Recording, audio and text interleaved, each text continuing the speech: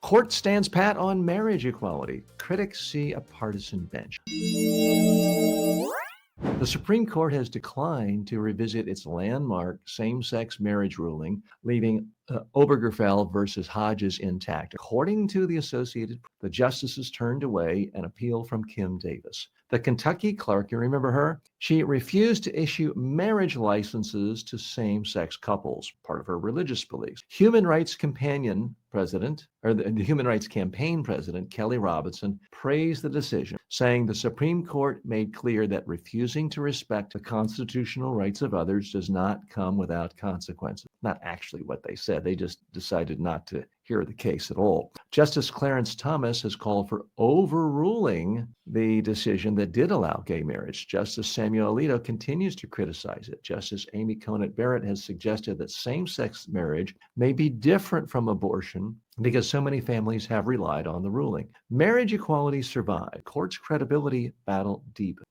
Since Bush versus Gore in 2000, critics say Republican-appointed justices have cloaked partisan outcomes in originalist rhetoric. From Citizens United to Dobbs, from the gun cases to the Voting Rights Act, the conservative majority keeps finding that the original intent of the framers just happens to align with today's GOP agenda. The court spared the Obergefell decision, but not own reputation. What's the real message here? The Supreme Court is filled with a bunch of politicians. They put their finger in the air and they decided, hey, we're doing so many crazy, controversial things. The last thing we want to do is kick the hornet's nest of making gay marriage illegal, even though we might like to do that. So we're just going to pass on that issue for today. Let's dig a little deeper here. There certainly was a time when the Supreme Court was widely held and respected as a nonpartisan institution in America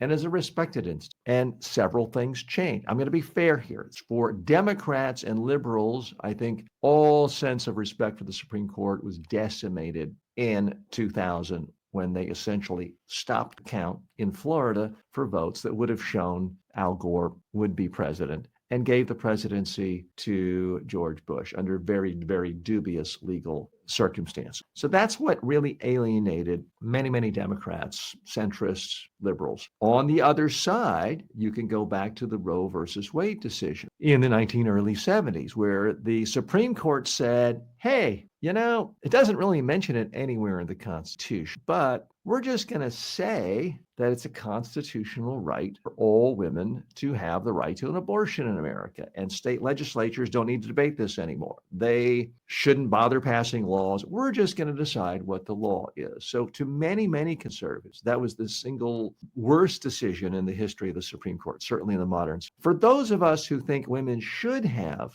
the right to abortion, many of us liked the ruling, even though if you asked us off the record, do we really think it was legally sound? I think most centrists, most pro-choice advocates, most liberals off the record, then and now would say, no, it's not really good constitutional law, but we like the decision. There's going to be some controversy about that. Some of you might not agree with me, but that is my take on it. So we've seen both sides of the political aisle in the last half century become increasingly disturbed by Supreme Court decisions. Only one side has done something about it. The Republicans, to their credit, created a whole vetting system. Initially, it was the Federalist Society, where they made sure, okay, we're not going to appoint Supreme Court justices who have open minds or are unbiased or respect tradition. We are going to impose ideological litmus tests that very closely mirror the current thinking of conservatism in the Republican Party. And we'll just sort of, after the fact, make up stuff saying, oh, it's what the founders always intended. It was their original intent.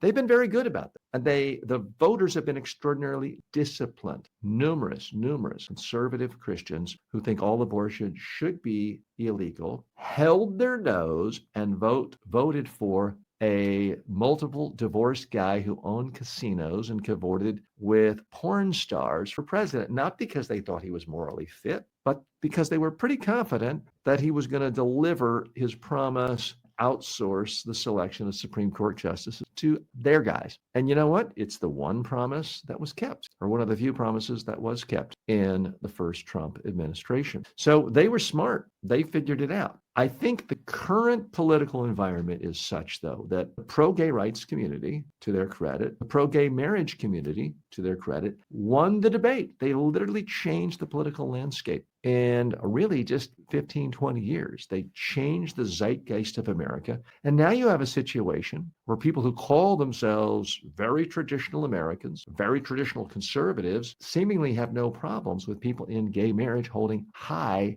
levels of power. I mean, it was very controversial for Bill Clinton or even Obama to nominate someone who was gay to a high level position. And now you have President Trump, to his credit, having the Secretary of the Treasury, Scott Bessent, gay, he's married, has children. No one ever talks about it, which I'm happy about. I think that's as it should, but it shows the complete shift of the political landscape in America and the cultural landscape. And that's why I think even though a number of Republicans on the Supreme Court, especially Alito and Thomas, would love to ban gay marriage or say there's no constitutional right to it, they're afraid to be too far out of step with the current times. They know they're already under heat. Their legitimacy is already being questioned because so many decisions are coming out, giving more and more authority to the executive rather than the Congress. And they're worried about their own political positioning. They can pretend